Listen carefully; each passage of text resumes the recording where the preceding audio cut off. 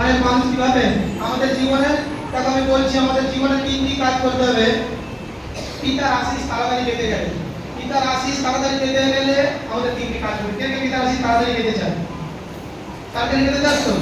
আর তিনটে পয়েন্ট আমি শিখিয়ে দেবো, সেই তিনটে পয়েন্টটা জানতে নোট করো আর রোজ ফলো করো, আর ফলো করার পরে পরমেশ্বর অভিষেক করো। হালেলুয়া। সেই তিনটে কথা মানাতে, রোজ পালন করাতে পরমেশ্বর শিখিয়েছিল। দেখো অনেকজন ভাবে আমার জীবনে কিভাবে তাড়াতাড়ি আশীষ আসবে, আমি কিভাবে পরমেশ্বরের সঙ্গে যুক্ত থাকবো, আমি কিভাবে প্রভুর সঙ্গে যুক্ত থাকবো, প্রভু আমার সব কিছু, কিন্তু আমার জীবনে কেন ব্লেসিং নেই? এটা অনেক বিশ্বাসী কষ্ট। হ্যাঁ কিংবা না? আমার জীবনে কেন ব্লেসিং আমি দেখতে পাচ্ছি না? আমার জীবনে কেন প্রভুর সামর্থ্য আমি দেখতে পাচ্ছি না? এটা প্রচুর বিশ্বাসীর সমস্যা। তো তিনটে পয়েন্টগুলি নোট করো। এক, পিতাকে শ্রদ্ধা করা আর ভয় করা।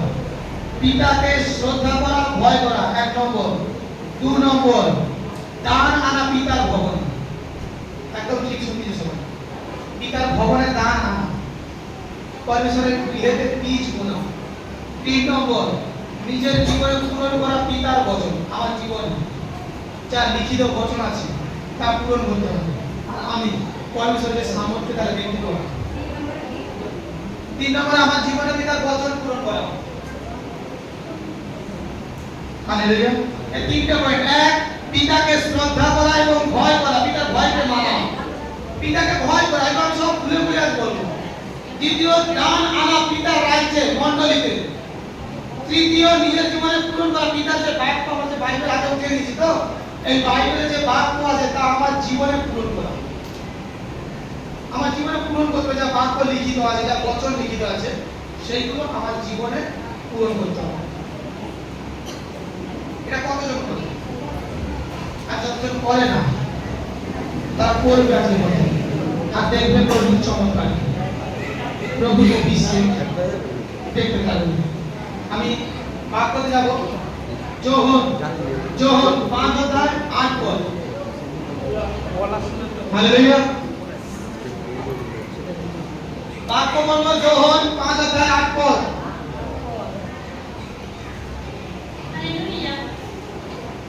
যিশু তাহাকে কহিলেন, উঠো, তোমার খাট তুলিয়া লইয়া চলিয়া বেড়াও। নয়, তাহাতে তৎক্ষণাৎ সেই ব্যক্তি সুস্থ হইল এবং আপনার খাট তুলিয়া লইয়া চলিয়া বেড়াইতে লাগিল। আমিন। হালেলুয়া।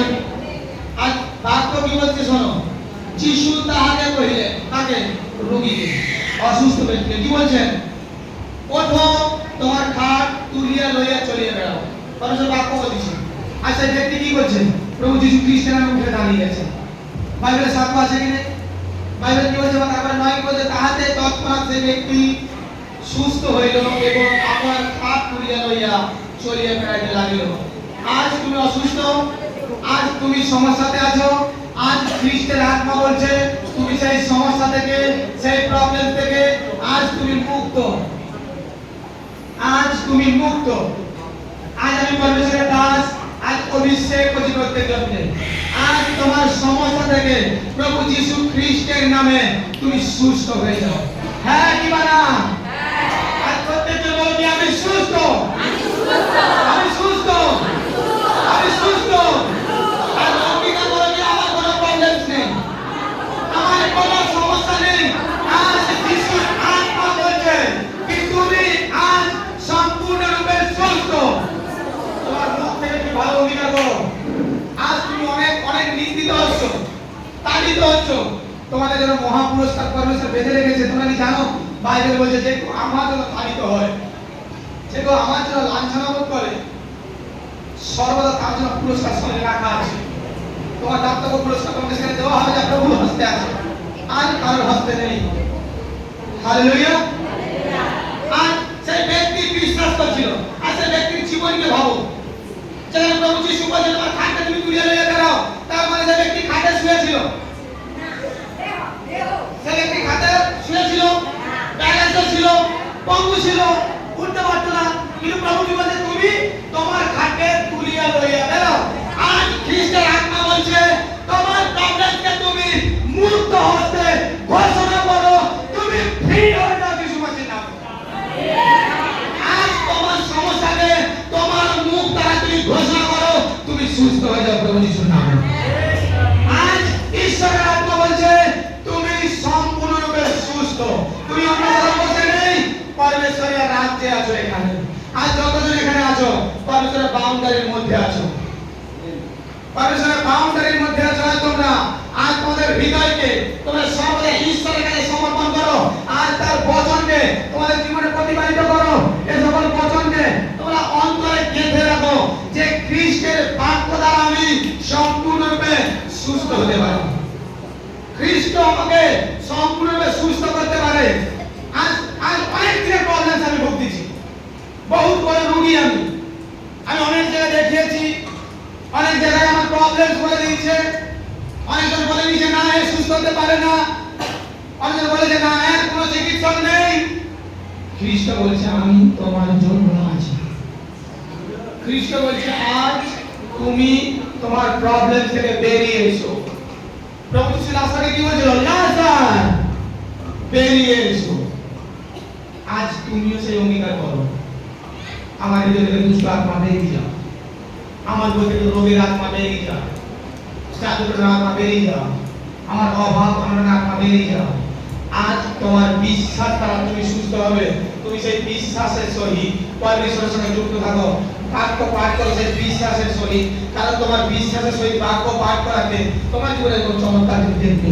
যাই পরমেশ্বর আজ তুমি অনেক দুঃখেতে আছো, তুমি সংকটে কিন্তু তুমি যখন সেই বাক্য দেখছো, এই বাক্য তোমার জীবনে তখন কার্যকরী করবে। 30 কালো 60 কালো 100 আর সেই বাক্য যখন তুমি দেখবে বলবে আরে চমৎকার বচন, এই বচনটা আমার জন্য, আমি প্রবলেমসে আছি। আর খ্রিস্টের আত্মা বলছে না তুমি প্রবলেমসে নেই। এখানে সবাই আমার জন্য দ্বার বন্ধ করে দিয়েছে, প্রভু যিশু বলছে না তোমার জন্য আমি দ্বার খোলা রেখেছি। যেখানে সবাই আমাকে বলছে বেরিয়ে যাও আমার কাছ থেকে, কে বলছে আমার সঙ্গে কথা বলো না, কে বলছে তুমি ঘৃণার পাত্র, প্রভু বলছে তুমি এসো আমি তোমাকে আমার হৃদয়ে রাখবো। প্রভু বলছে এসো আমি তোমার সঙ্গে আহার করব। প্রভু বলছে এসো আমি যে স্থানে বিশ্রাম করি সেই স্থানে তোমার সঙ্গে বিশ্রাম করব। এই সকল তাদের জীবনে হয় যারা কেবল বাক্যকে বিশ্বাস করে, বাক্যের সঙ্গে যুক্ত থাকে, পরমেশ্বরের বাক্য তার জীবনে চালিয়ে আসে।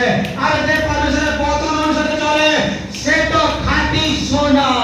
হ্যাঁ কি বলো? হ্যাঁ। আজ কতজন খাঁটি সোনা দেখি হাত দেখি, যারা হাত লাগে তারা কি লোহা না তামা? খাঁটি সোনা তারাই যারা পরমেশ্বরের বাক্যকে মেনে চলে, বাক্যকে জীবন দেয়, বাক্য দ্বারা সে তার জীবনকে পরিচালনা করতে শিখে গেছে। সেই তো অরিজিনাল খাঁটি সোনা, সেই তো পরমেশ্বরের ব্যক্তি।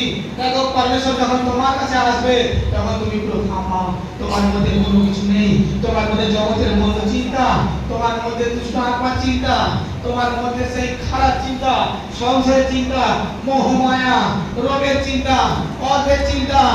যখন এই চিন্তাগুলো হবে আমি তোমাদের সত্যি বলছি যে আমাকে পিতা শিখায়, আমার তো যাজক প্রভু যিশু, আমাদের এখানে কোনো যাজক নেই, আমার যাজক প্রভু যিশু। হালেলুয়া। তখন তোমরা পাখিতে দিয়ে লাগাবে। আমার জীবনে দিয়ে আমি বলছি, যখন আমি হতাশ হতাম আমি প্রভুর বচনকে আমার জীবনে পূর্ণ করতাম আর পাখি দিয়ে লাগাতাম। তারা কত সুন্দর সকালবেলা প্রভুর গীত গায়, কিচিরি করে গীত গায় না? সকালবেলা শুনবে, যে দেরি করবে সে কাকের আওয়াজ শুনবে, যে ভোর ভোরবে অনেক কিছু পাখির আওয়াজ শুনবে। দেখো সেখান থেকে একটা আনন্দ বোঝা যাচ্ছে যে এরা অনেক সুখী। আর পরমেশ্বর তো বচন দ্বারা বলে দিচ্ছে যে এদের যখন কোনো অভাব হয়নি তাহলে তোমার কেন অভাব হবে।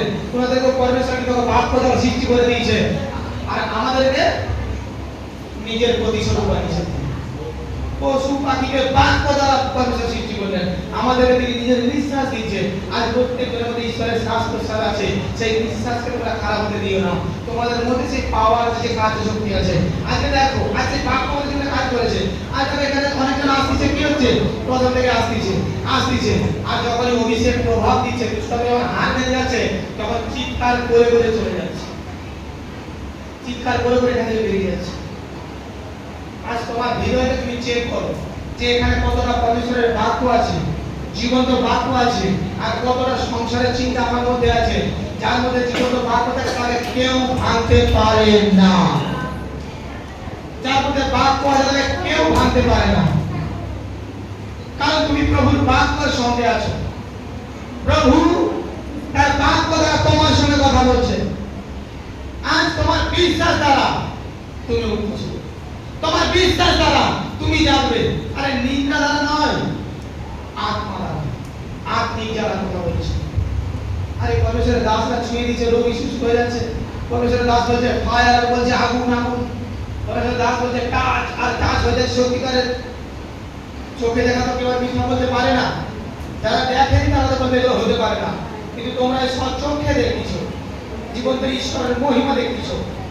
আর দেখো সদাপ্রভু সেই চমৎকার করতেছে তোমার জীবনের মধ্যে। তুমি তখন একটা আলাদা প্রভাবশীল হয়ে লিখতে হবে। তোমার জীবন যখন পরমেশ্বরের বাক্য থাকবে তখন তুমি আলাদা প্রভাবশীল হবে। তোমার মধ্যে একটা আলাদা শক্তি থাকবে। প্রত্যেকটা মুহূর্তে, প্রত্যেকটা সিচুয়েশনে বাক্য তোমাকে সেই পথ ধরে ধরে নিয়ে যাবে। বাক্য তোমাকে সেই পথ ধরে ধরে নিয়ে যাবে। তোমাকে রাস্তা কাউকে জিজ্ঞেস করতে হবে না। যেমন এই ব্যক্তি উঠে দাঁড়িয়েছে প্রভু যিশুর বাক্যে লাগাও, তেমন তুমি উঠে দাঁড়িয়ে যিশুর নামে দাও। যেমন ওই বকুলটি খাট নিয়ে আনন্দ করছিল, তেমন তুমিও পরমেশ্বরের বাইবেলকে হাতে নিয়ে আনন্দ করবে যে হ্যাঁ সত্যি পিতা পরমেশ্বর তোমার যে জীবন্ত বাণী আমাদেরকে সম্পূর্ণ পরিপূর্ণ করেছে। আমি নেক্সট